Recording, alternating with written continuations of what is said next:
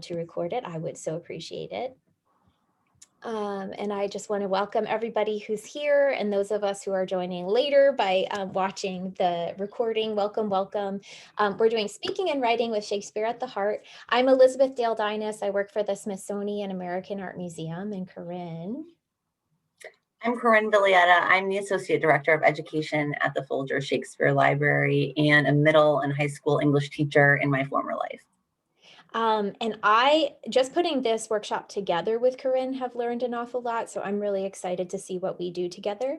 So welcome to those who have just joined us. I'm so glad you're here. Please do make sure that you can see the chat box because we'll be going sort of back and forth there together today.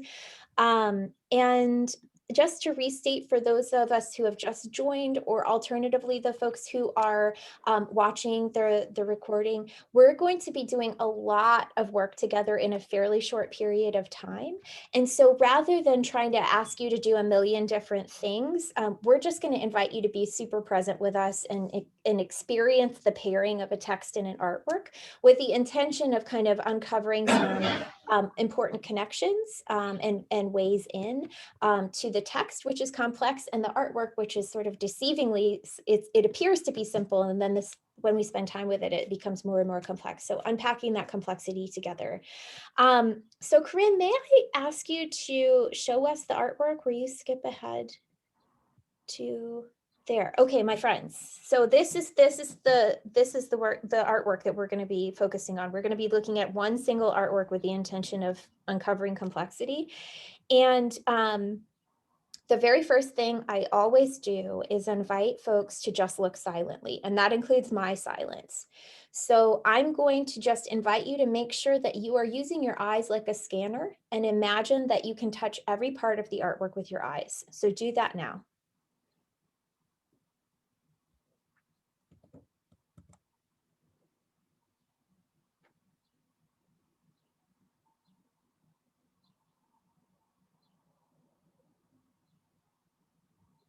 And then sometimes folks need a little bit of structure. So you might consider that you could pass your eyes around the edges of the artwork.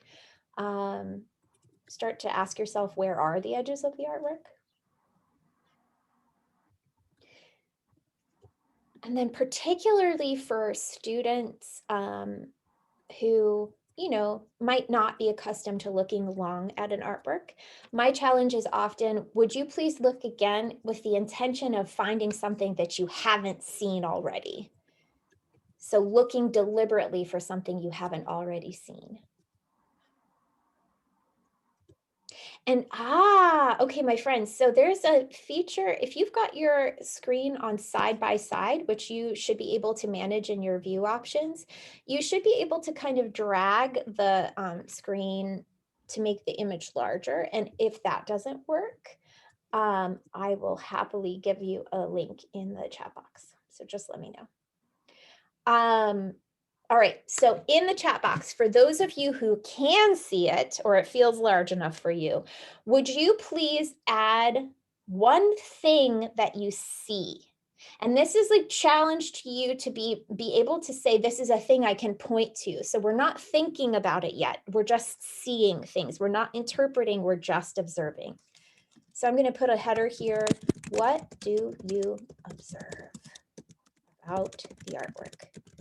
This will be a placeholder, so we'll know that everything that comes after this question right now is just something that we can point to. Would you please, everybody, put one thing in the chat box that you can observe? Whew, look at what just happened. I love this. Librarian Jane, I'm going to challenge you. What do you see that makes you say beauty? Will you add something to the chat box? What do you see that makes you say beauty? I love that word. Looks like a frame, black, both organic and artificial shapes, contours, ornamentation, curved lines. Looks like a frame, lace. Jane, thank you. The intricacy. So that's important, right? So one of the challenges that happens when we invite students to look and then to interpret is we all love to tell stories, or add labels to say this is beautiful or this is not, or this is something and this is not. And really slowing down and doing that sort of annoying work of like, what do we see that makes us say that, is what I'm pushing here. And I really appreciate you playing along. Okay, Melissa Tucker, I'm going to do it to you too. You say it seems like layers of iron. So what do you see that makes you say iron? Can you add something to the chat box? Joyce, what do you see that makes you say Wow. coffin? Because this is an important word in here. So like, to put it in the chat box, what do you see that makes you say coffin? Amy's noticing labyrinth. So my friends, we're starting to like use, thank you, Melissa, for adding that in there. If you scroll back through the chat box, this is the beauty of having the chat box. Maybe we started out with things that are pretty like direct, like I see black, which is great and super helpful. I see squares, it's not symmetrical. And then as you scroll further, the more conversation we're having amongst ourselves about what we see, our connotations and our observations are getting a little bit more intricate. We're also bringing to the conversations things that we're connecting to the world outside of our conversation, which is really valuable. We are going to come back to this artwork many, many times through the course of our conversation. But what I'm going to do is turn the whole thing over to Corinne so she can get us into that text and give us a way to eat a really big elephant. So I'm going to be quiet now. Okay, so thank you, Elizabeth. That was great. I love reading all these descriptions of this visual object. We're going to tell you more about this, and we're going to tell you what this has to do with Shakespeare. And in fact, you might be discovering on your own some continuities and connections as I introduce the play Othello to you. So here's the thing. If you have read Othello before, great. Just imagine that you're encountering it cold today with us. If you have never read Othello before, if Shakespeare scares everything out of you, that's how I was until I taught Shakespeare to high school students, by the way. Cool, that's great, actually. You're in a perfect spot to do this next thing that we're going to do together.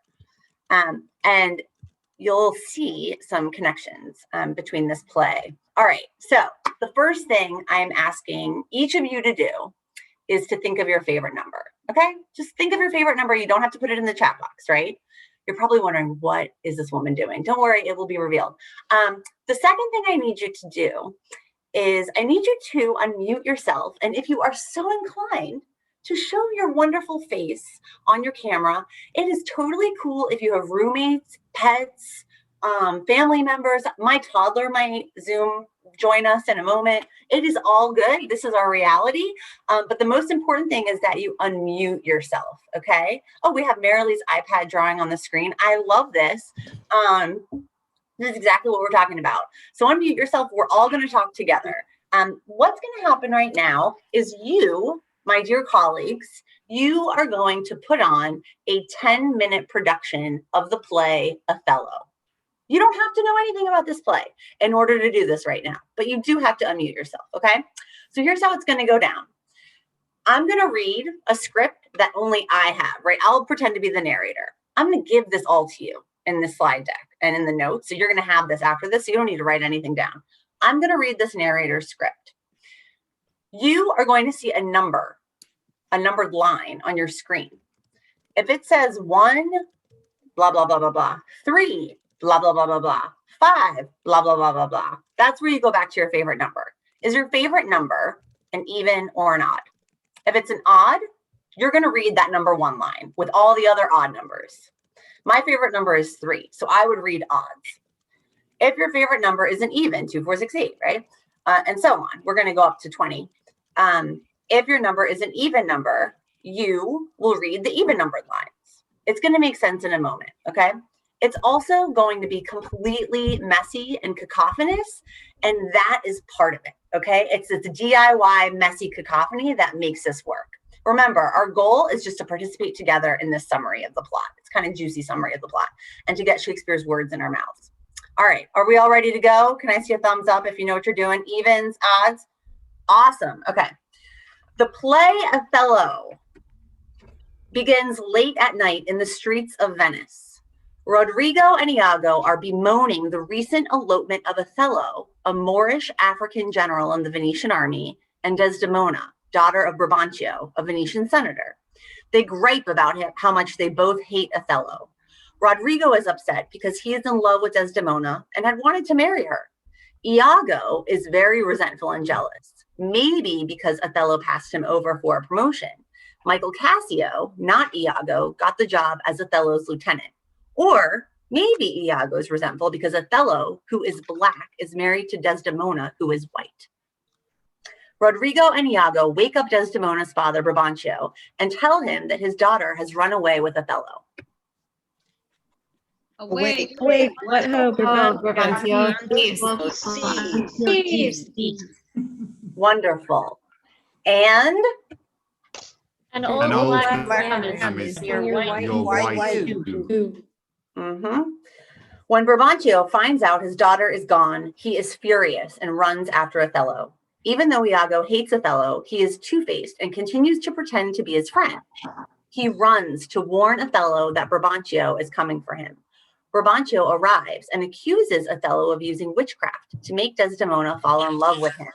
Number 3. Thou hast cast upon her charms. Wonderful. Louder, everyone. I want to hear more voices. Come on, don't be shy. They bring their argument before the Duke and senators. Othello declares, number 4. I'll present how I did love. Be in mine. Beautiful. Then tells them the story of how he and Desdemona fell in love and married. And this has to do with that artwork we looked at. Desdemona arrives and tells her father, number 5. I am your daughter. Here's my husband. Verbonchio leaves angrily, warning Othello not to trust his new wife. Number 6. Look to her more, more, thou hast eyes to see, has deceits maybe. Okay, colleagues, this is the Senate scene, the scene that has captured the imagination of so many artists, including 2 American artists that we're going to look at today. That was a little side note. The Duke sends Othello and his lieutenant Cassio to the island of Cyprus to defend it against the invading Turks. But when they arrive, they find out that the Turkish fleet was destroyed by a storm at sea. Number 7. News, lads, our wars are done. Oh, wonderful. Desdemona, Iago, and Iago's wife Amelia all arrive in Cyprus. Othello is overjoyed to see his new bride again. Oh, my soul's joy. He orders that a victory celebration be held that night. Before the party, Iago plots to destroy the happy love between Othello and Desdemona. Number 9. Poison his delight. Make him Play him with lies. Oh, venomous people you are. I thought you were kind. That night at the celebration, Othello assigns Cassio to keep peace among the partiers, but Iago gets Cassio drunk on wine. Yeah, this is a high school play, right? And urges Rodrigo to start a fight with him. Othello returns and is so angry with Cassio that he strips him of his rank. Number 10. I love thee, but nevermore be an officer of mine. Cassio, in despair, cries out. Number 11. Reputation. I lost reputation. You're getting Oscars, guys. Iago has had his revenge on Cassio, but he isn't finished messing with people. He sees an opportunity to make Othello believe that Desdemona and Cassio are in love. Number 12. I will turn her virtue into fiction. He tells Cassio to cozy up to Desdemona and have her talk to Othello for him. Iago then begins planting suspicions of an affair in Othello's mind, even while pretending to warn Othello. Number 13. Where was The Lord of jealousy Is the green-eyed monster. Othello is torn. He trusts Iago completely, but he can't believe that his wife would cheat on him, although he does start to wonder about Desdemona. Number 14. she be false. Heaven box itself. Keep going, guys. You are crushing this. Desdemona drops her handkerchief. That was the first gift Othello ever gave her. You've never met such a significant handkerchief before, by the way. Amelia picks it up and remembers that Iago had asked her to steal it for him, though she doesn't know why. Number 15. What can you do with it? Do with it. Heaven knows, not I. She gives it to Iago, who plans to use it to further incriminate Desdemona. Iago tells Othello that he saw Cassio with the handkerchief. Othello is so angry that he tells Iago, number 16, These 3 days, let me hear thee say that not Cassio is alive. not alive. to which Iago readily agrees. So Iago is going to kill Cassio for Othello, all based on rumors. He then finds Desdemona and asks her for the handkerchief. And when she cannot find it, he flies into a jealous fit. Othello believes all the lies. 17. I let her perish and be damned tonight. Not live. Turn to stone. Heart Has turned to stone. Iago suggests, number 18. Strangle her in her bed. Her in her bed. And he does. The truth comes finally from Iago's wife, Amelia. Too late. Number 19. Or she was chaste. She loved more. Othello kills his wife. 20. Put out the lights and then put out light. Iago kills his wife, Amelia. Before Othello takes his own life, he tells us how to speak of him. Number 21, we're all going to read this together. It's Othello's final speech. Soft you, a word or two before you go. I've done the states in service. And they know it. Unlucky deed. Speak of me as I am. Speak of me as I am. Set down aught distinguished. Sit down And all in match. One that love not wisely, Not easily jealous. And that love not wisely. Not jealous, Well. but being well, And not easily jealous. Being wrought, In the perplexed in the extreme. Thank That was you. so cool. Sorry. Thank you. You all were great. That's a powerful and painful play, right? That you just put on. And you did it with power. So thank you for doing that. You all did a fabulous job. I want to ask you just in the chat box now, if you would share a word or image or action that we just read together that stuck with you. It can be anything. A word, an image, an action. Pitch. Yeah, turn a virtue into pitch. Deception. Virtue into pitch. A lot of pitch. Putting out the light. Green-eyed monster. Rot. Oh, that's really interesting. So interesting how many of these are color words. Malice, not wisely but too well. Reputation, that one came through for sure. Nicole's given it an exclamation point. Or Tamra, sorry. Deceive, wonderful. Chaste. Yeah, I almost wish I had a picture of pitch. When my students asked, they thought it had to do with sound, right? But here it's like the black tar. Not wisely but too Word or well. two before you go. Not wisely but too well. Speak of me as I am. More. Okay, thank you. All right, so now we know the story of Othello, or generally we have an idea, and we're seeing some words and ideas that come out. Perplexed in the extreme, flies. Great, I'm seeing this play in a whole new way now. Unlike a bunch of other Shakespeare plays that have several subplots, Othello has just one main plot, and it is completely psychologically captivating, to the point that like audience members try to jump on stage throughout history. They try to intervene in the action and say, no, Othello, Desdemona didn't cheat on you. So that's really interesting. Just a little trivia for you. Okay, great. This is the script. I'm giving this to you here, not because I want us to read it again, because I want you to have this in case you're interested in doing this exercise with your own students. So here's the first half of it, and here's the second half of it. Okay, so thanks for reading, and thank you for sharing your fabulous comments. Okay, great. The next thing we're going to do together is choral reading. And in fact, you all are going to do this. And if we had world enough in time, we would be able to talk about how reading chorally brings safety to students, right? So when you're working with difficult texts or complex texts, Choral reading actually breaks down that wall of words, and it is a very low stakes, safe environment for all students to engage deeply with the text. So I'm talking English learners, I'm talking students with IEPs, I'm talking AP, IB students, and all that intersects, right? They're all the same kid. And I'm talking about all students that you teach do really well with choral reading. So the first thing I'm going to ask you to do is just read this line together as one chorus, please. I saw Othello's visage in his mind. Okay, great. Now I'm going to ask you to read it another way. In the next slide, you are going to see a word that is underlined. So I want you to stress or emphasize that word when you read that line, please.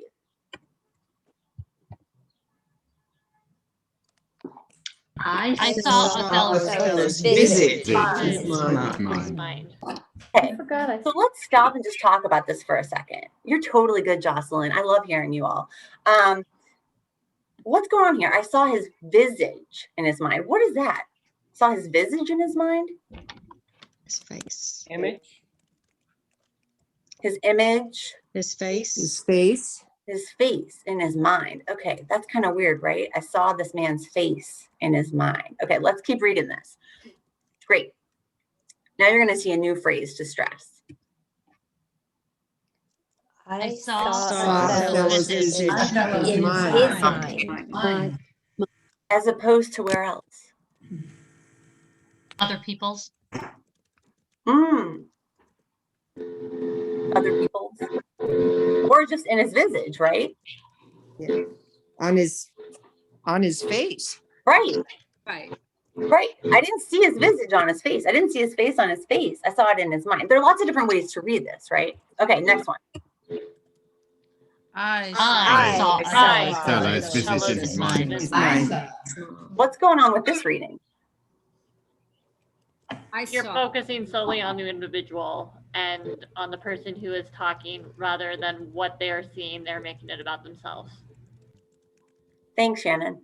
But they're also in control of how Othello looks or is perceived. And I saw Othello's visage in his mind. Where did you see his visage? Unlike everyone else who saw his visage maybe in his visage or elsewhere, I saw it in his mind. I have the special perception. I think one of you said that. Okay, great. The next thing I'm going to ask you to do is read the fuller scene from which this line comes. And I promise that Elizabeth and I are going to see this with you back to that original artwork. It's all going to come together. Okay. I'm going to ask you to read this all together as one chorus, loudly and fast. It's going to be a hot mess. 3, 2, 1, go. My father loved me, oft invited me, Still still questioned me in the story of my life. Here the battle sieges, fortunes that I have had. I spoke of moving accidents I have loved in the field, and being taken by enslavement, sold to slavery. My redemption done. I redemption Redemption here. here. Redemption Here here would was Desdemona mine. For Sirius. 3 My years pains she and devoured up wounds my sighs. discourse. 3 She years. placed me in my Our bed and rolled my thighs. Sing strange Swore to it fate was pain and strange, world was passing beside. strange, was pitiful, was wondrous pitiful. She wished she had not heard it yet. She wished that heaven had made her such she had not heard She it. had She not loved heard me it. for the dangers I had Only passed, the and I loved witchcraft her because she did pity them.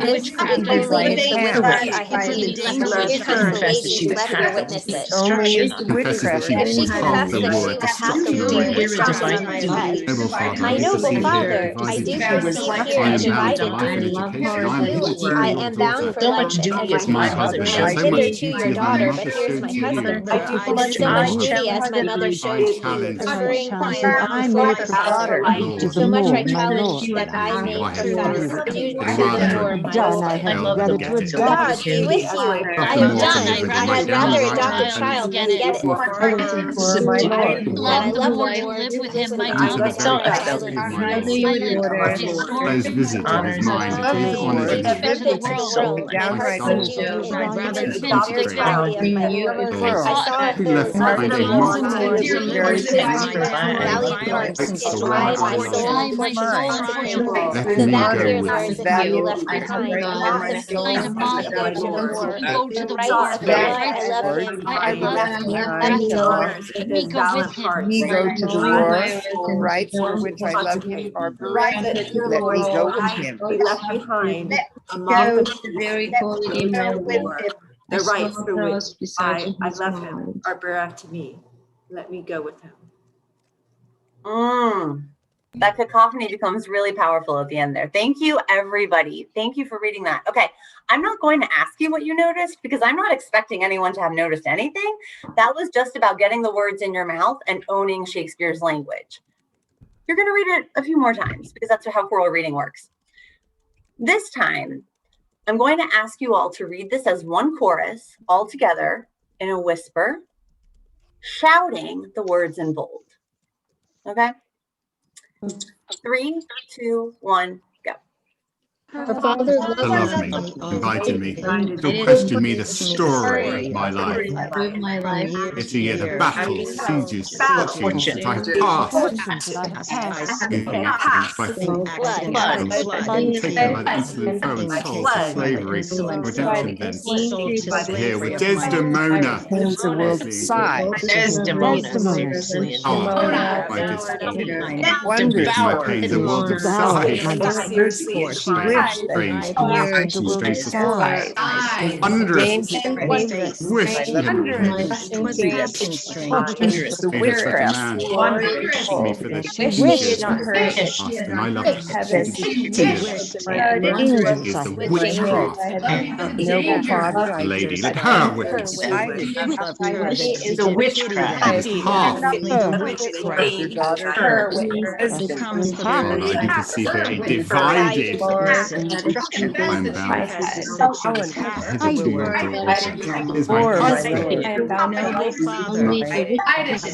So much duty to you.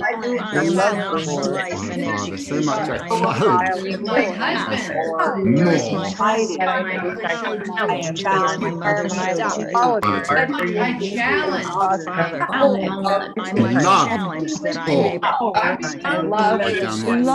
More. By downright violence. Parts of beauty, the very quality I of saw Othello's he visage saw in his Othello's mind. visage in his mind. Visage in his mind. Sinners in Othello's visage in my his soul mind. the Lord defied, justified, and mock the face, and he, I love him. I love him. Eagle's visage in my soul and fortune I love to his Lord. I be dear Lord, if I be left behind, which I love him, let me go to the war. The rights for why I loved him are bereft me. Let me go with him. I love him. Why I love him are bereft me. Let him go with him. Thank you. Okay. Please share in the chat, or if you want to speak up, that's fine too. What did you notice about this scene after this reading? Did you have the movie or one of the other scripts playing as we were going on, or was that someone else just having a really good deep Othello voice? I think we have a ringer here. Yeah. I think we have an actor among us, maybe. I think you all sounded pretty perfect though. Okay, so Melissa says how quickly we punish or dismiss others. Some violent diction, some violent word choice for sure, even the word violent. Heidi's noting how important it is that everyone is doing this together and kids aren't going to be shy about it. Julian is noting that the bold words pull a lot out of you, and Gail noticed the emotion of those words. This is great. And I love that we always have our teacher hats on, right? So we can never separate the text from the teaching, right? It's all jumbled up. And I would love to talk about the strategy more with you. If you want to know more about the strategy, come to Folger stuff. And we can unpack choral reading as a literacy strategy. But let's talk a little bit about the scene. And you're totally spot on. And I could talk about it forever. And I'm just putting a button in it because I know that I would derail this entire session if I started talking about choral reading as a teacher. Okay, great. So some of you are noting things about the scene itself. Why, Melissa's saying, why might the father disregard her choice to honor her husband? Wouldn't this be a rite of passage for a child? Yes, but they eloped in the middle of the night.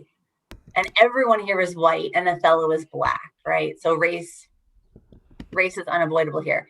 Seeing the meaning of the text more in the bold words, right? And as a teacher, you can curate whatever words you want to draw attention to. And we're drawing attention to certain words here because we want to relate back to that artwork. Distance between sides, why Desdemona was uniting with Othello versus her father. Good. Okay. Anyone notice anything about Othello and like how they fell in love? I don't know. Like, I'm a word lover. This is kind of a romantic story. Kathy and Brienne both are noticing sort of two different things, that in this exchange, it seems as though Othello and Desdemona are being set up as them against the world, but then at the same time, they're actually not speaking to each other. That's a really helpful insight. Mary Beth adds, the love of Othello is clear in the full bolded sentence, the one we've been discussing so far. Great. Okay, let's read it one more time. You all are fabulous. You're going to read it one more time.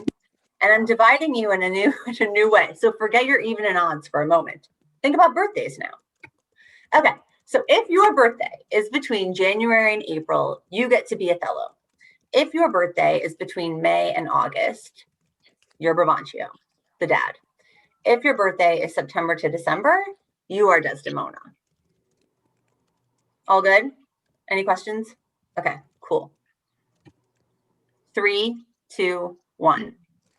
Her father loved me, often invited me to question the story of my life. Year to year, the battles that I have passed, spoke of meeting accidents in blood, taken by the insolence of taken by slavery, my fear with Desdemona seriously, Desdemona the greedy ears devour my discord, gaze my things of world of size. She swore in strange, passing strange, wondrous painful, was not hurt to wish that heaven had made her such a man. she had not heard it. She loved me for the dangers I had And I loved her the wished that she had not the dangers I had passed. only as I the loved witchcraft her. of heaven. Here comes the lady. Her birth. And I loved her that she did pity down. This only is the witchcraft I have used. Here comes the lady, let her witness it. Thank you, Othello. We'll turn it over to Verbonchio now. And you already did it yourselves, Othello, and it was great. You waited, and Verbonchio, you waited until all the Othellos were done to start. So let's keep doing that after each character chorus talks. Verbonchio? If she confessed that she was half the Lord, destruction on my head.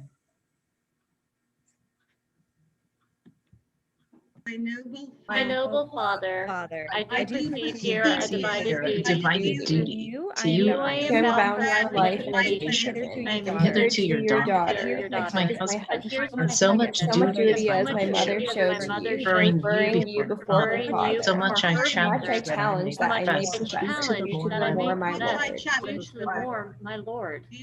To the more my lord. God be with you. I have done.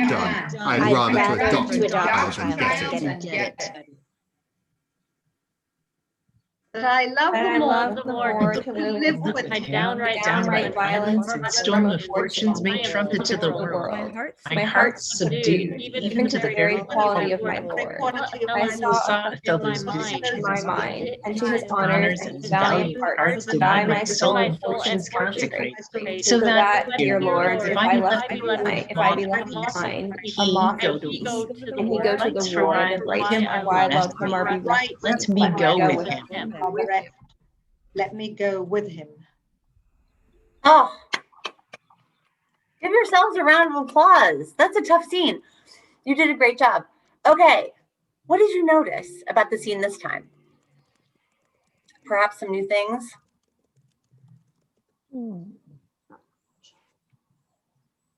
point of view. So I had the Verbonchio part, and boy, he's really upset. Yep. Good.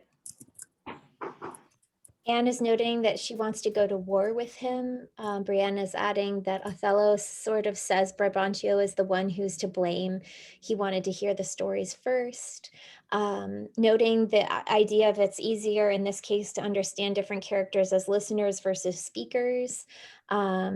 The man that Desdemona sort of falls in love with is his stories, the man she wished he could be. Melissa appreciated being able to listen to the characters separately, noting the harshness of Brabantio and sort of this dance between trust, belief, and kind of pulling him in. That Desdemona has a firmness about her. She's not a pushover. Sylvester's noting just being in the moment. So I think that's a really interesting idea. Difference in voices adds richness to the scene. And then there's sort of a thought about marriage rights and who gets to consummate this marriage or not. Thank you. Wow. Oh my gosh, I'm so happy we're saving this chat box. Susan, is there something you wanted to share? Or were you adjusting your glasses? Okay, sometimes I adjust my glasses and people accuse me of volunteering to do things. Okay, cool, got you. I was adjusting my glasses, but it's all fine. good, all good. All good, you're not on the spot. Thank you. Okay, so someone, I'm sorry I missed your name and it's earlier in the chat, y'all were moving so fast with these great comments. Someone said Othello's a man of stories, and Desdemona, I'm paraphrasing, but Desdemona fell in love with Othello because of his stories. Yeah, I mean, so if you don't know the play Othello, I'm just going to break this down for you. Like, this is happening in front of the Venetian Senate in the middle of the night, right? Like, you all were into that 10-minute Othello to the point that you might not like get the full picture here, and that's all good. Like, this is the middle of the night. Like, I imagine people in their night clothes coming to the Venetian Senate, and Othello and Desdemona, their love is pretty much on trial here because their dad is a senator and he's all upset that they've eloped. And the question is, why is he so upset? If Othello is the general of the army, why did they elope? You know, lots of questions here. And Desdemona is saying, you know what, Dad, like, you've been pretty great until now, and I've been your daughter, but what's she saying now? Now I have to go with Othello because he's my husband. Imagine this, and I think Shannon pointed this out, like, imagine this daughter in front of the Senate in the middle of the night saying this speech about her warrior husband. It's pretty incredible. It's a pretty incredible speech. And Barbara Mowat, the late Barbara Mowat, who edited the Folger editions of Othello, always spoke very fondly of her love of Desdemona. And we can talk about that another time. There was a line that was pretty controversial that she edited, and it has to do with how she interprets Desdemona's strength. And so another day we'll tell you about that. Great. Any other comments or questions about this scene? Jocelyn's added, Othello trusts her completely to speak for herself in the middle of the night impromptu. Oh, that's a great point. Yes, I don't think my husband would even trust me to do that. Kidding. Okay. All right. Awesome. Now, great. We're good on time. We have a little bit of time left. So this whole session, right, that Elizabeth so kindly invited me to have a guest spot in. Thank you, Sam, by the way. Thank you, Elizabeth, by the way. We love you all so much. I'm glad to do this. No. I want to thank you. This is great. This whole session is about talking back to Shakespeare, right? It is about how visual artists talk back to Shakespeare. It's about how other writers talk back to Shakespeare. And guess what? It's about how we, as audience members, as Americans, how our students, or as citizens of the world, how our students talk back to Shakespeare too, how people living today talk back to Shakespeare. Because as you all read and as you all heard, there's real ugliness in that language. And we should not elevate and enshrine it as this paragon of morality and goodness when there's real racist language in Shakespeare. And so people have been grappling with that racism and sexism, quite frankly, for a long time, as many of us might know. So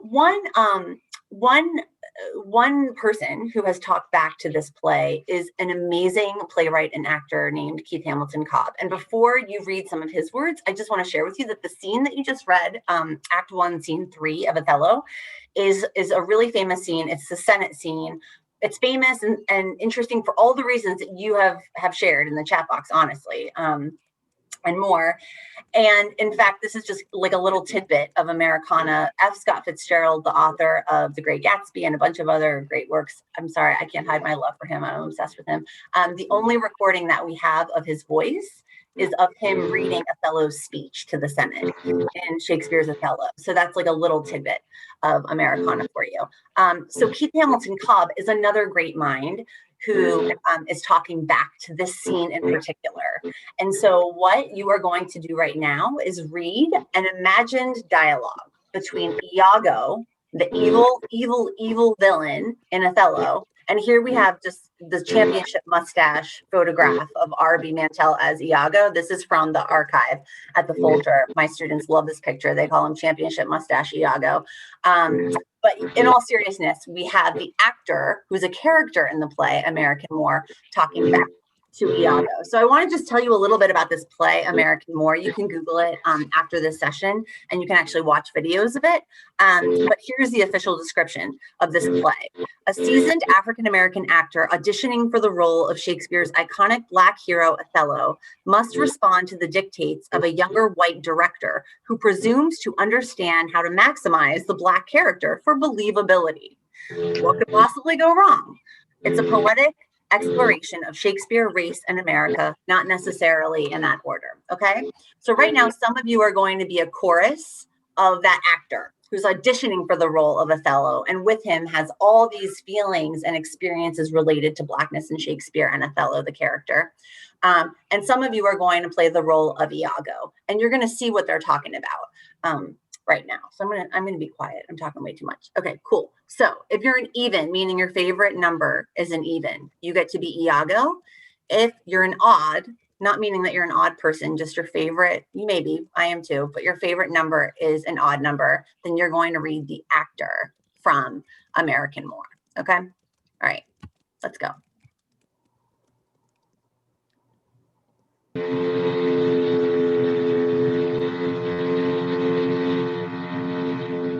I hate the We're going to try that again. Evens.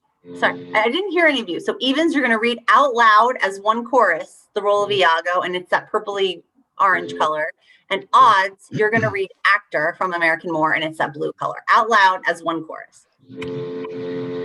I hate the Moor. From the I can inside offer you out. the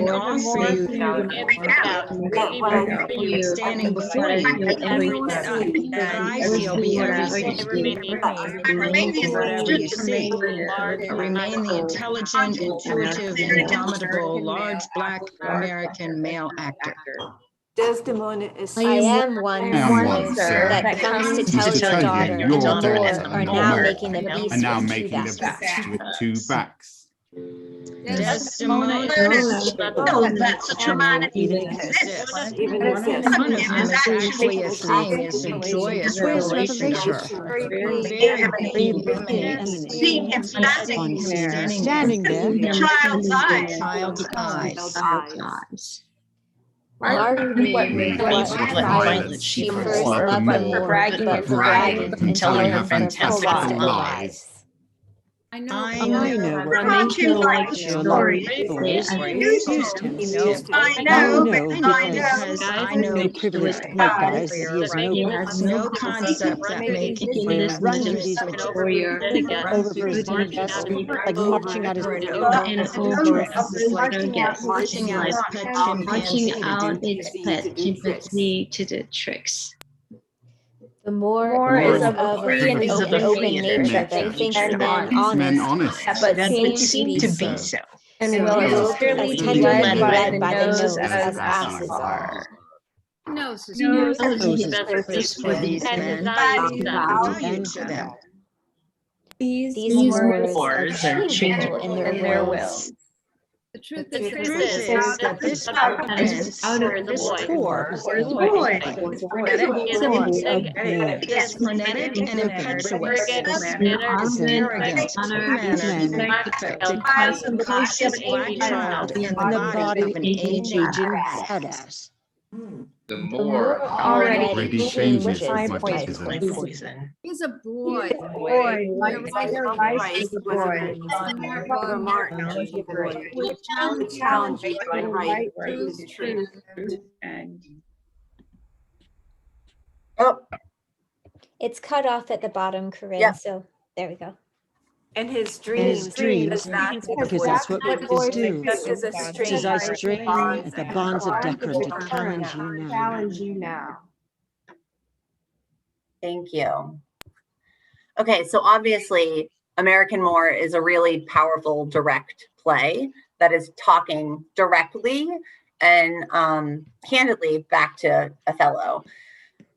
Thank you for reading that. I'm sure that wasn't easy for several reasons, but I appreciate it. So in the chat box or with your mic, just share what you notice about how this play, American More, talks back to Iago in particular. How could you describe the way it talks back? What do you notice? What's it saying? What is it criticizing about Shakespeare's play, Shakespeare's character, Iago? Very personal. It's very personal. Some of you pointed out that, Shakespeare's Senate scene is theater, right? And it's also theater for other people. Othello and Desdemona aren't talking directly and intimately to each other. Here, there's a kind of intimacy. You have the actor talking intimately to Shakespeare. It's that he's turned Othello into a caricature, into a stereotype, and into kind of just this history that we have of centuries of African Americans and people of color being brought out to serve a certain purpose and then being told to go back into kind of their boxes. And Desdemona is breaking all those rules by saying, no, this is my equal, this is who I want to marry. And so, but throughout the play, because of the way, in the end, Othello kills Desdemona, he's not able to stay free of kind of what white people expect of him.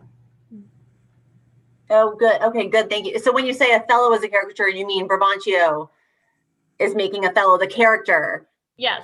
A Sorry, caricature. I apologize for not explaining that well. No. I think I missed the first part of what you said. Yep. And so American More is calling out that caricature. Kathy says he's directly confronting the trope of Black men as over-sexualized or predators. Totally calling out the stereotypes. And honestly, these stereotypes, these tropes, and our whole racial hierarchy that we have today was taking shape during Shakespeare's time. You can see racial formation happening in these early modern plays. We can talk more about that another time too. But you're noticing all these things that scholars are talking about right now. Those without voices making their present and self-efficacy truly known, Sylvester says. Thank you. And that last line, I think some of you pointed this out, calling out what's at stake in these stereotypes, right? By naming Tamir Rice, by naming Trayvon Martin, right? Calling out the very dire life and death stakes of language and representation. It draws out an authentically vulnerable anti-racist confrontation, says Tamara. Thank you. Okay, great. Thank you. I think I've gone over time, but I just wanted to share with you one way that artists have talked back to this particular scene. And now you're experts on this scene, so you're ready to do the next thing with Elizabeth. Thank you, everyone. Thank you. I've really enjoyed working with you. I have never experienced choral reading before, and that was a really interesting way to collaborate and also get over my fear of Shakespeare. So thank you. I'd love if you will bring us ahead one slide, please, Corinne. And if anybody knows, so no shame on the highlighting, just if there's anyone in the room who knows how to remove those highlights, that would be spectacular. So I'll take your suggestions if anybody knows how to do that. And if not, let's not worry about it. Okay, so we all know the yellow is just not part of the artwork, so we're good. My invitation to you now is to scroll back through the chat box. So I was trying to take notes as we went, and just kind of remind yourself of where we started. So if you go to the very beginning, so timestamp, what are we looking at? 359, 402, somewhere in there. Just start giving a read. Like, what were we noticing about this artwork first? We were noticing wires and leaves, the symmetry, its blackness and absence of color, all of these things. So those were the things that we were noting, contours and curved lines and that sort of thing. And now look at it again with all of this context that we just dug around in. So we just spent time exploring the Senate scene, which is the holding point of the title of this work, which is entitled, I Saw Othello's Visage in His Mind. So now that we're like really putting this all together, in the chat box, will you please add in a single entry, what do you notice now about the artwork that you're taking a second look? And which words from the text seem to be particularly applicable? What have we read aloud a couple of times that might be words that we could put with this artwork? And if you prefer to speak out loud, because that's how you process best, feel free to share ideas aloud as well.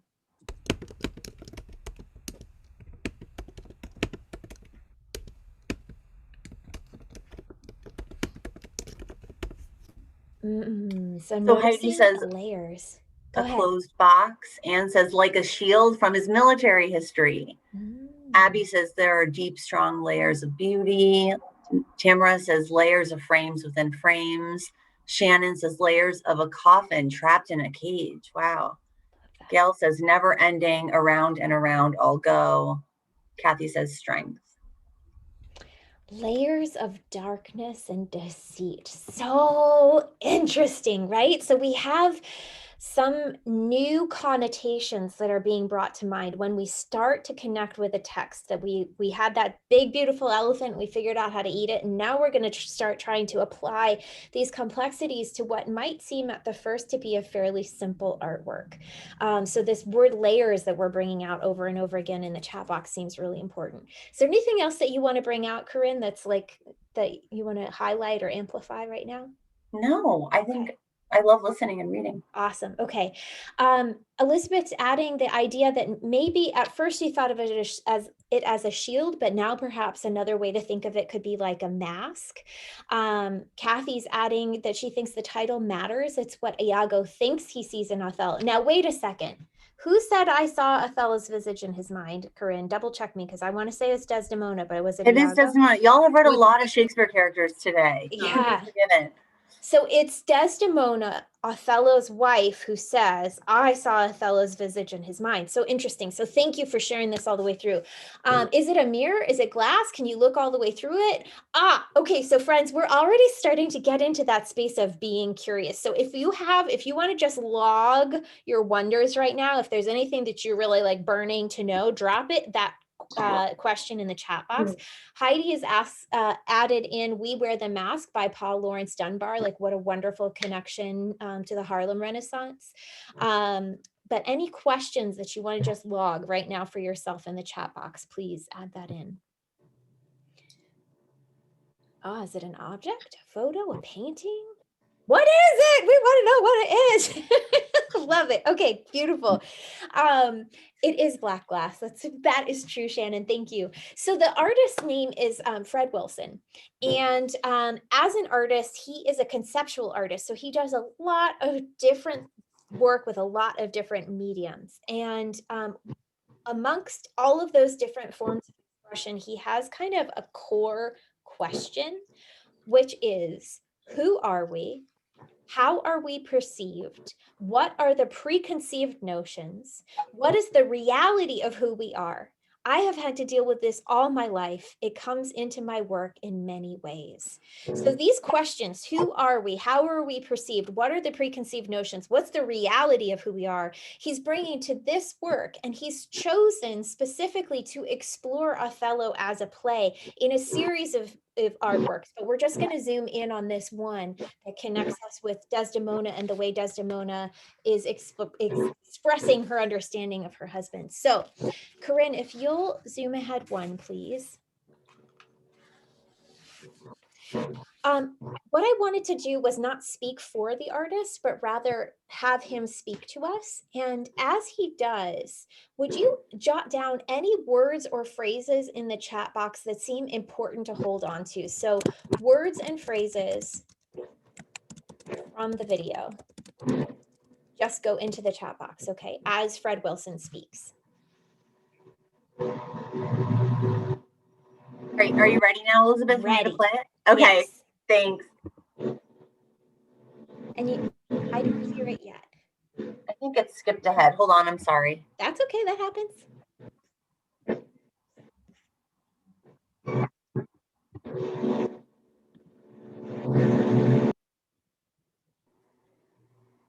Still don't hear him.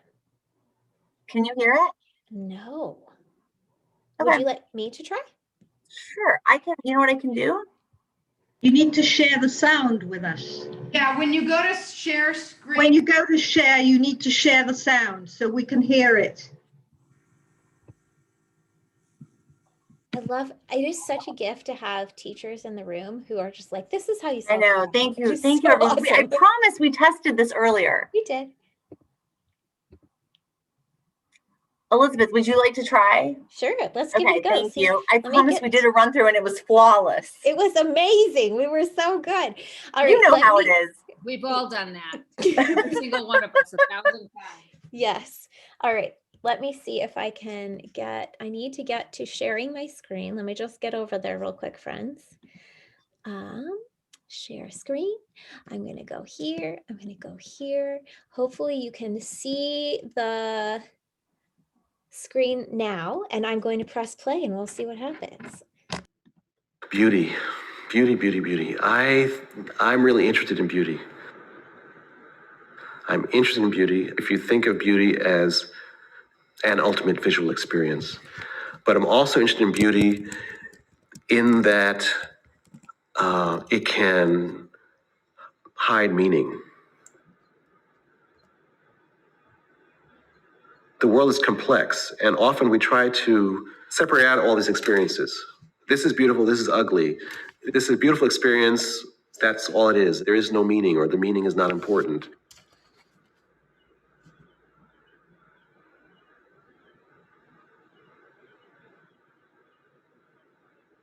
People have to deal with the fact that there is meaning in beauty. There is meaning in ugliness. All right. So make sure you've grabbed anything that you want to remember from that video and pop it in the chat box. So we're going to continue to use the chat box as kind of a pool of information that we can draw from because we're collectively building an understanding of this artwork.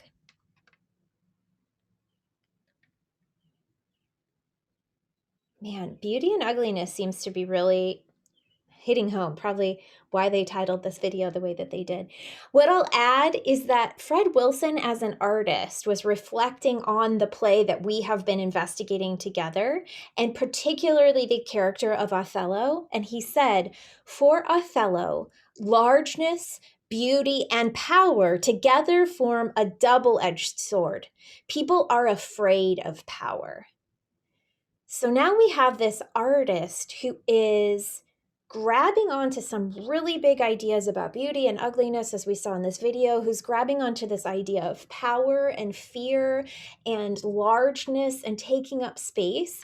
And he is bringing it to works like the one we've been investigating. So Beauty. There we go. What do you see now that you didn't see before? So you may notice that we're really kind of paralleling the strategy that we used with the text, where we return to it with a little bit more experience, and we're deliberately seeking something that we didn't see before or we didn't understand before. We're trying to pull out of this visual text some additional layers of meaning. Layers, literally, Joyce, you got some layers in there. We've got three-dimensional, we've got inwardness, Deborah. I love that, but I need to know, will you unmute and share it with me? What do you see that makes you say inwardness? What are you connecting to? Or pop it in the chat box, that's fine too. Oh, I don't quite hear you. Will you make sure you're unmuted?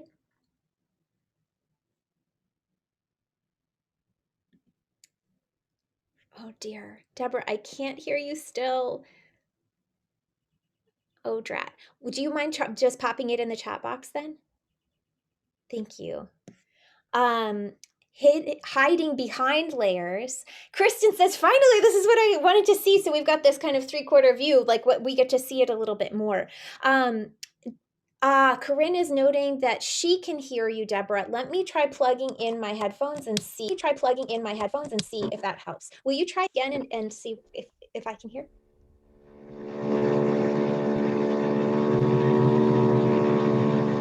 No, I cannot. Drat. Okay, Corinne, do you remember what you heard Deborah saying? Because I'd love to hear what you heard. I think she was just beginning. Maybe others heard. And if not, it's okay. Largeness that cannot be hidden, interconnectiveness, our changed perspective reveals the layers. Jean, I love that. That is, or Janine rather, that is a really wonderful headline if we were going to grab like a concept and condense it into one statement. Protective layers. So thinking about layers as psychological complexity, thinking about layers as protection, that connects to the ideas that we were talking about at the beginning with masks or shields. And also, Melissa, thank you for adding that this new perspective also potentially makes it feel more fragile, right? So if we're looking at it head on, it's dense, it's massive, it's got a bulk to it. And now when we stand a little bit to the side, we realize that the edges are quite thin. And somebody mentioned earlier tendrils. So those tendrils are soft, right? They're bouncy a little bit if they're hair, but if there are plant tendrils, that's the softest new growth, right? So we're starting to think about other connotations. Beautiful. Corinne, anything that you want to bring out of the chat box? Sure. Kristen says the story is being reframed with every telling, question mark. And you can see the shadows on the wall. Yeah, this is really interesting. And it's interesting to think about the fragility too. If you think about the title, right? I saw Othello's visage in his mind. At that point, we think his mind is really strong, right? He just gives this powerhouse rhetorical tour de force speech. And he gets his way. And he's this mighty warrior heading into war with what he wants, with his wife. And then his mind is the most fragile thing in the whole play, arguably, right? Because it is so easily poisoned by Iago's lies. And here we see fragility too, that looks strong at first. Someone thought it was iron at the beginning. So you're making me think, everyone, you're making me think. I love it. That's wonderful. So, okay, we're going to, Amy's adding, I now see a face shape. So, right, like I want you to consider the fact that in real life, if we were in the galleries, and you're going to see the galleries in a minute, if we were in the galleries, we would be necessarily interacting with this artwork in a particular way. And that is the artist's intention, right? Like he really means for us to get involved with this artwork. And I love that you're already starting to think about what might it be to be in front of the artwork. What would I see there that maybe I can't see right now? And just, I'm just going to spoil it for you. This is particularly made of Venetian glass. So Fred Wilson went to Venice, did a scholarly kind of deep dive into the history of Venice, the political, governmental history of Venice, the immigration and migration patterns of Venice, the technological components of Venice, what made Venice a seat of power, and also unearthed that there was a deep and rich history of African or Black Italians, and not Italians yet, living in Venice and doing incredible work. And so he's unearthing a history that has been silenced or overlooked in his work with Venetian glass, but then he's also connecting us explicitly to this Shakespearean play. So all of this is at play. I do really want you to hear from Fred Wilson again, though, because he does an incredible job of explaining what he's up to. And as we listen to this second video, just like we did again, so thinking about the power of routine, you already know what I'm going to ask you to do, which is you're already going to be primed to be listening for words or phrases to drop into the chat box. So again, just to put a little teacher note in, the routine is a routine for a good reason. So this time I'm going to unplug my headphones first. And I took classes at the museum when I was in high school.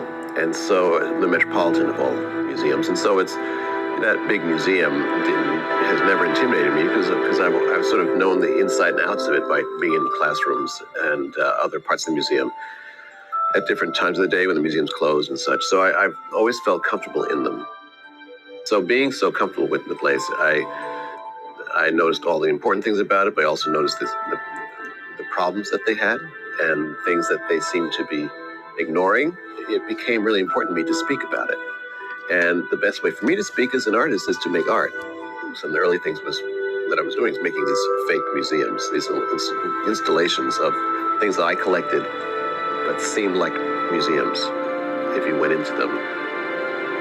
So that got noticed, and then after doing it for a number of years, and then real museums started to invite me to sort of do what I did with my own objects in display environments. They invited me to do this in their museum with their actual objects, which was a huge leap of faith in the beginning. But I'm glad they did, and everybody seems to be glad that they did.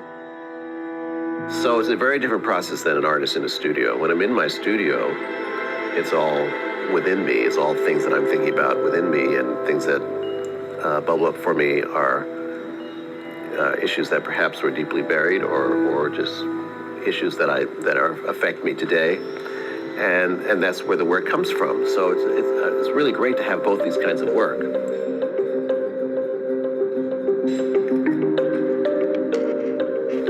Glass is a liquid, and it just sort of it just looks like it's solid, which I love that idea. And making these shapes really still looking like a liquid is interesting to me, and sort of blowing up the ink spot, growing up the drip to that scale. I thought I would just make this one thing and that would be that, but I got really embedded into the whole subject and interest. This is where it got very introspective. I started putting these eyes on them, and I was like, where do these damn eyes come from on these drips? And really, it came from my childhood of these cartoons, recycled cartoons from the 40s and 30s, where a black person would be reduced to this inanimate material of ink or tar and or oil. And I just thought, wow, this is still embedded in me, all this kind of stuff that I grew up with, taking in as a kid. And so, that kept me making the work and pushing it out until now. I really don't use the eyes and stuff. I mean, I'm sort of done with that, thinking about that. I'm really interested in other things around oil and as a commodity. All right, so capture in the chat box any last components from the video that you think are worth holding on to.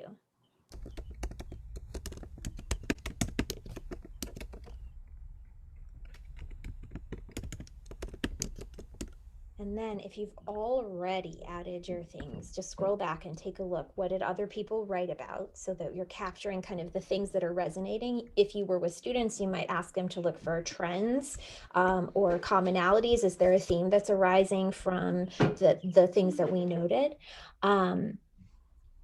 Before we talk about the artwork, I want to ask you to think about the argument that Fred Wilson is having with museums.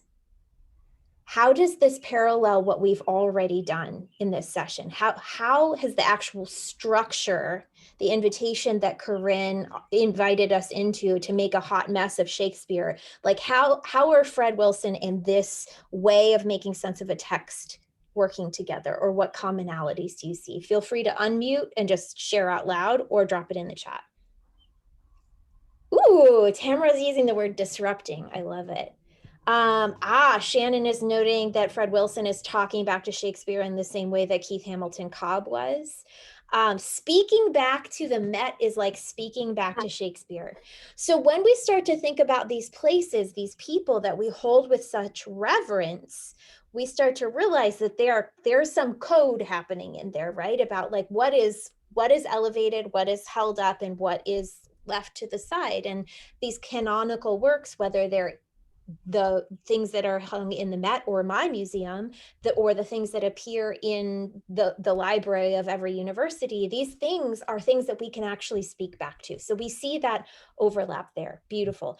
Okay, so then I want to give you just a little blurb that we haven't yet heard from Fred Wilson. He said, all these representations that I grew up with are telling me who I am, whether I realize it or not. What is me and what is something that the rest of the world has said that I am? It comes from this deep sadness that is this baseline. I'm not a sad person, but it bubbles up inside of me. So now I want to ask you to go back to the artwork with all of this in mind.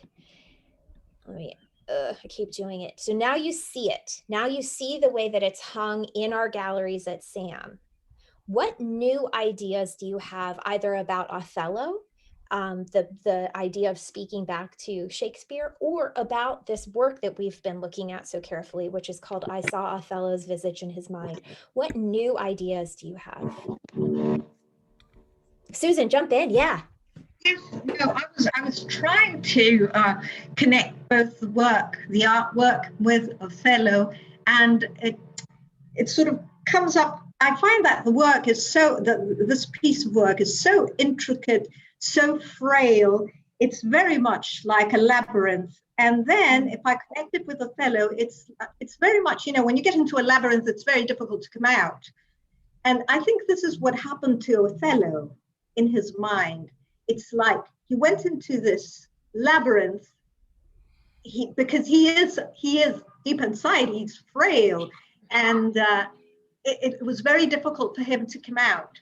And this is why I'm connecting both the work, this piece of work, this artwork, which is I find it very delicate and very beautiful, and Othello and what happened to him, and how frail he is, and how he went into this intricate labyrinth, and it was so very difficult for him to come out. It was impossible for him. So like the psychological tangle that is happening in Othello's mind, the way that he's been manipulated, the fragility of his place in society because of the circumstance of his birth, and recognizing that he's kind of getting trapped almost on the, I'm imagining like a bed of nails, like he's trapped on all these points, and any misstep is going to be. Well, I do believe he's absolutely trapped, and this is why he ends the way he does, because there was no way he could go back on this. And I find that this mirror, this artwork is, it's sort of like his mind. Thank you. I would like to amplify something that Kate says, which is, maybe Desdemona thinks she sees him, but she only sees a reflection of herself. And that's, the title is a line spoken by Shakespeare's Desdemona. So Kate's giving a kind of, incisive reading of Desdemona here. It's really provocative. So imagining the man that she wants him to be, the man that she has learned about through all these stories, and that's the mind she sees, not necessarily accepting the way that he is in front of her. Did I get you? And I also want to draw attention to the fact that so many of you called out that word and the image pitch at the beginning, right? And Desdemona's virtue will get turned into pitch, right? So everyone's talking about everybody in this play. Perception and reality are huge themes in this play. And they're also themes for Keith Hamilton Cobb and Fred Wilson. And they're coming across here, right? Pitch, the blackness, the darkness. So what you noticed at the beginning is certainly coming across in what you're seeing now too. Heidi's making a connection between Fred Wilson and Othello, and this idea of secret places that inform, privately, quietly, the way that we see ourselves or others see us, and kind of bringing that out like that. Amy notices, I see a cold, inanimate visage of a person reflected within the artwork. So, right, thinking about the reality that this is a mirror, So that reflection is important. And the reflection that we see in the image on the left is the reflection of a sculpture which is in our collection and much replicated. So this is a work that would have appeared in many, many different places. And it's called The Greek Slave. So in this gallery are not only all of these white marble women and some paintings that you can't see, which are inspired by Shakespeare, but there is just at this eye line, this fully nude woman who's bathed or clothed only in her modesty, I think is the way that it's described historically. And she's entitled The Greek Slave. So we have this like really challenging intentional juxtaposition, which is in keeping with what Fred Wilson was doing in his own practice. So Fred Wilson did not arrange this gallery, but the curator who did made choices so that it's kind of begging the conversation that we're having right now. Janine mentions thinking about Ellison's Invisible Man. So we're making connections amongst contemporary artworks, sort of classical texts, and then also some more modern works. I love that. Someone else is telling him who he is, and that rigid way of seeing makes a fragility. I love how we're starting to kind of mix these things together. Anything more that you're noticing that we should bring out, Corinne? Yeah, I think all these comments are great, but Elizabeth's really strikes me. You'd see yourself in the glass if you were standing in front of it. Reminds you it's impossible to separate your own perceptions of the world from how you perceive art. Right. Or And even I'll perceive build the on world. that. Yeah. There's an art critic who's writing about this, and he's writing about the experience of seeing Fred Wilson's work in the gallery. And what he says is, this is the sting of Wilson's work, their capacity to make of the viewer utterly complicit. Standing before them, one cannot avoid one's place in the systems that generate inequities between Black and white. So Fred Wilson is doing it on purpose, right? He has chosen a black mirror so that if you were standing there, you would see your face in an artwork entitled, I See Othello's Visage in His Mind. So then when we go back to that activity that Corinne led us through with the emphasis on I, in this case, who is the I who's standing in front of this artwork becomes really, really important.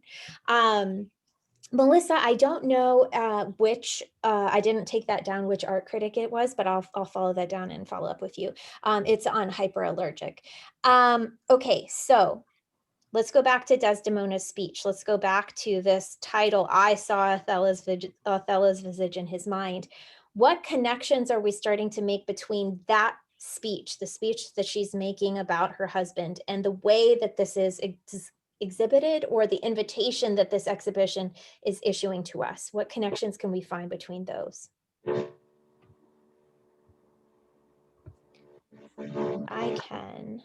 me go back so that we can see it. Let's go back to the beginning. There we go. So now you can see the text. Yeah, she's in blue. She's in blue on the bottom right. What connections can you see between the artwork or the way that it's exhibited in this text?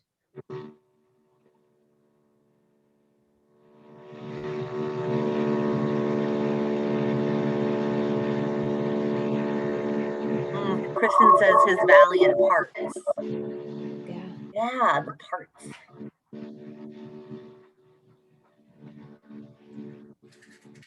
I'm noticing the quality of my Lord. So thinking about by what measures do we measure quality, and whose measures are they? Kathy says, I'm struck by the idea that if Wilson's work was not in the room, the artwork would be all white. It's the way we often think about race in Shakespeare and race in our world. We tend to think that race equals Black and don't think that race plays a role when people are white, right? That like whiteness is just neutral or invisible or universal. Right. And it's default to some degree in the way that, not to some degree, in a large degree, in the way that we even read Desdemona, like she is such a sympathetic figure because she sees this Black man as so valiant as a warrior, but also she's seeing the man that she wants to see instead of necessarily the man who's actually in front of her, which is an interesting. And Elizabeth, now might be a good time to show that that last bit of Shakespeare's language, that it seems like you all have brought the perfect segue, if you don't mind, Elizabeth. Yeah, okay, bring it up. Yeah. Okay, so everyone just take a moment to read this quietly on your own. I won't make you shout this out right now. This is a really heartbreaking moment in the play when Othello is about to strangle his wife. Oops.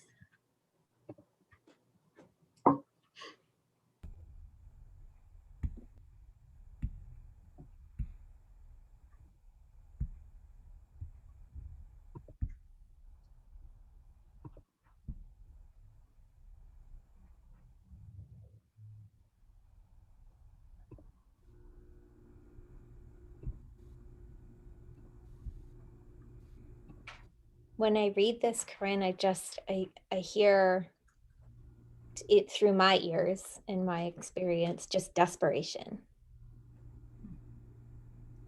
Maybe other people hear something different.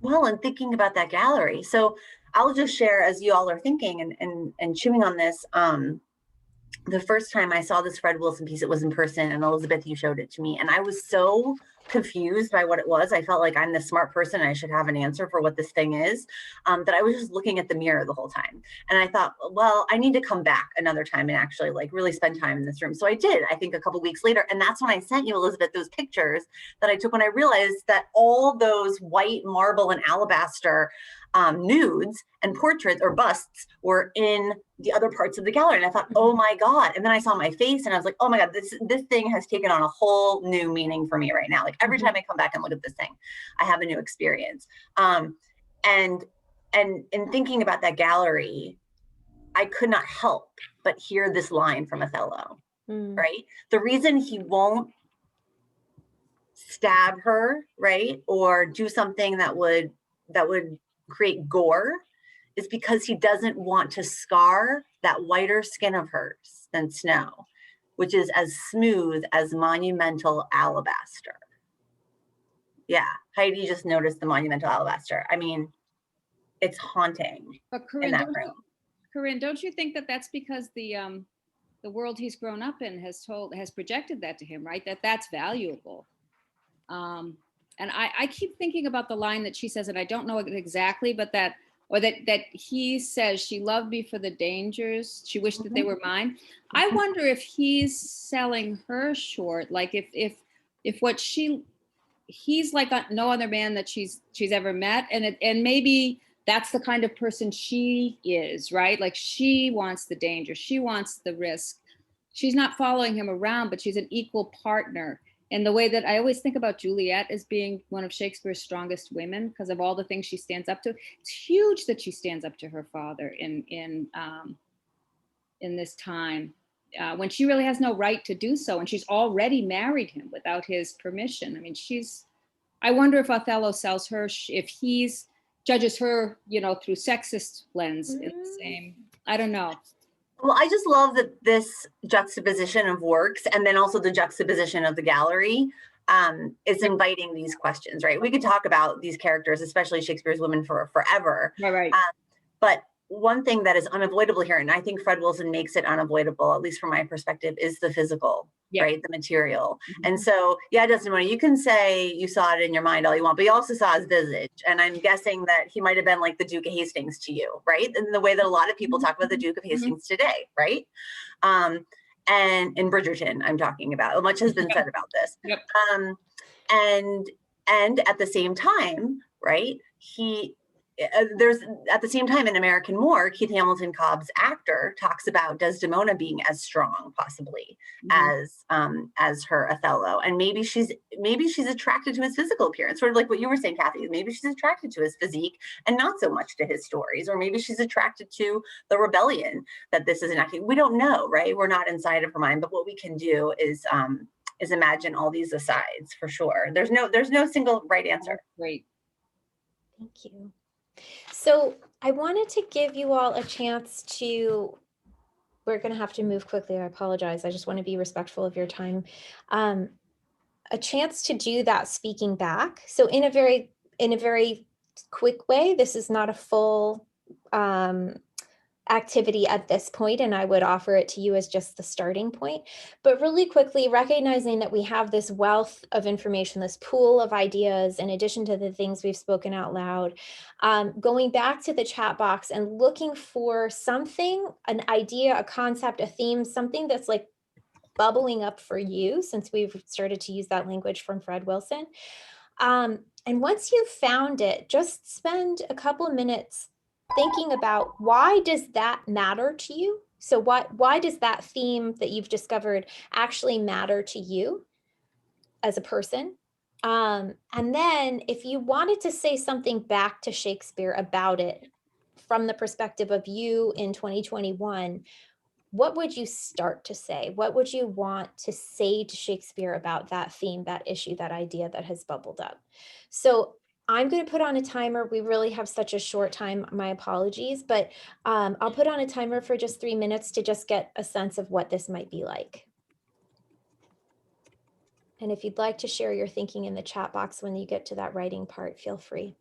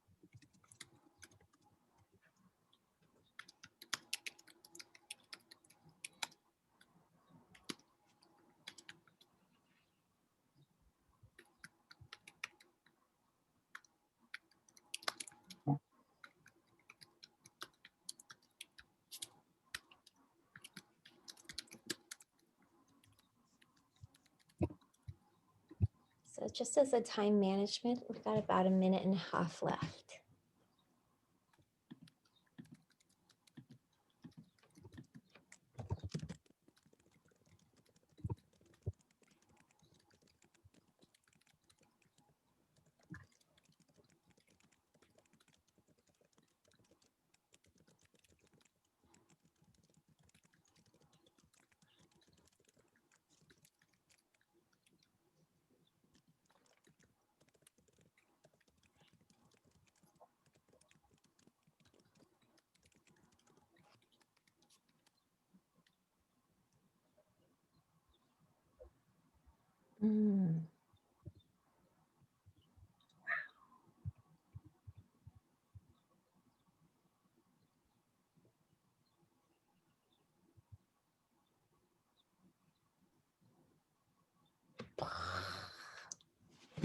Yeah, this is incredible.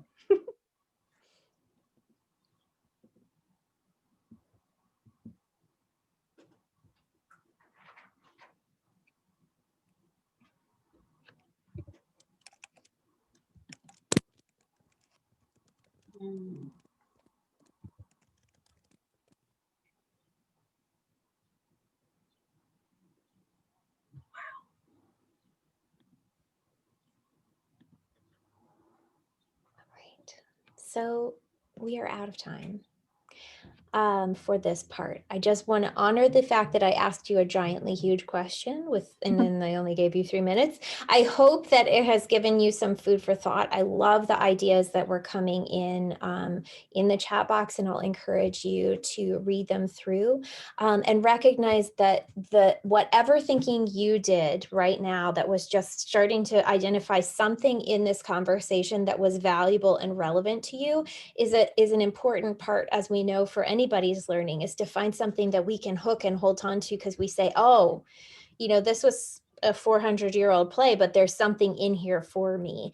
And that caring, of course, gives us a way in for ourselves and for our students and all of that.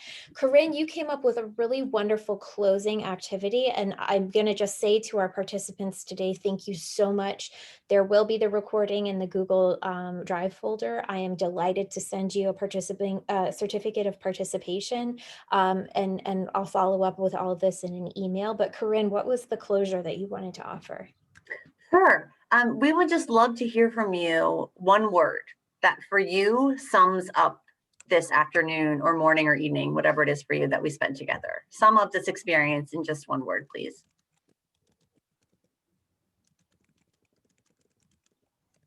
And you can unmute, just share it out loud if you want. Oh, yes, yes. Lots of layers, multifaceted. Love it. Thought-provoking. Kimberly, I love the use of the hyphen. Well done. Yeah. Cool. Thank you. Holistic. If I may, I just want to say that you all have helped me see Othello and this work, both of which I've looked at a million times in entirely new ways today. And for that, I want to thank each and every one of you, and especially you, Elizabeth. Thank you. Thank you. This has been wonderful. I'm going to stop the recording